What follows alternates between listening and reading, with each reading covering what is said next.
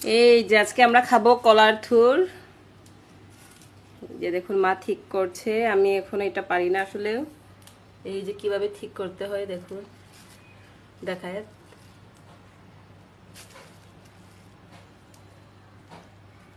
Ikaw ba nakatigda ng kuhagan? আগাম না।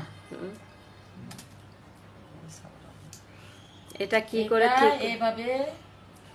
এটা এভাবে ফেলাতে হয়। পাতলা একটা আবরণ থাকে ওইটা। এটা ফেলাতে হয়। এটা শক্তটা ফেলাইতে হয়, নরম হলে রাখতে হয়। কলার থুর ঠিক করছি আমরা। এটা বলে কলার মোছা। কলার মোছা গাঢ় ভাষা দিয়ে ঠোরুয়া বলে। ঠোরুয়া বলে। আর বাংলা ভাষা দিয়ে কলার মোছা বলে। এটা চিংড়ি মাছ দিয়ে মোজা, শুটকি দিয়ে বটি, শুটকি দিয়ে লইট্টা শুটকি যাকে বলে ওটা দিয়ে মজা। বাজি করলে দিয়ে মজা, বাজি করলে এটা অনেক মজা। আজকে আমরাও বাজি করে খাবো শুকনা মাছ দিয়ে। এটা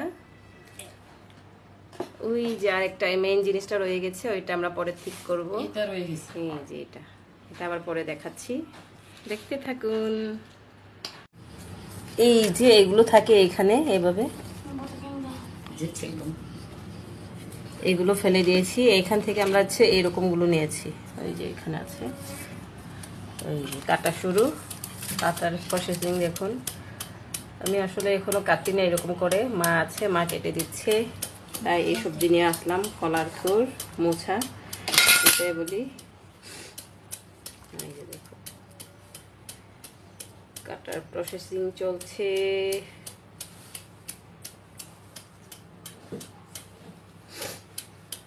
এই এরকম সালা করবে, সালা আমাদের পরে একটু দেখা যাচ্ছে।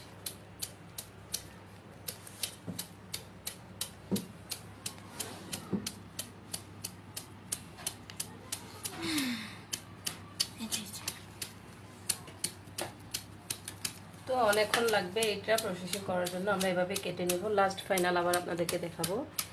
কুচি কুচি করার পর এটা লাস্টের দিকে চলে আসছে, একদম সব শেষ করে দিয়েছি কুচি কুচি করে কেটে। এটা ভালো করে ধুয়ে তারপরে শুকনা মাছ দিয়ে ভাজি করে আমরা খাবো। রান্নার ভিডিও আরেকদিন দেখাবো আপনাদের জন্য। আমার ছেলে বারবার আসা যাওয়া করছিল, একটু ডিস্টার্ব হতে পারে আপনাদের।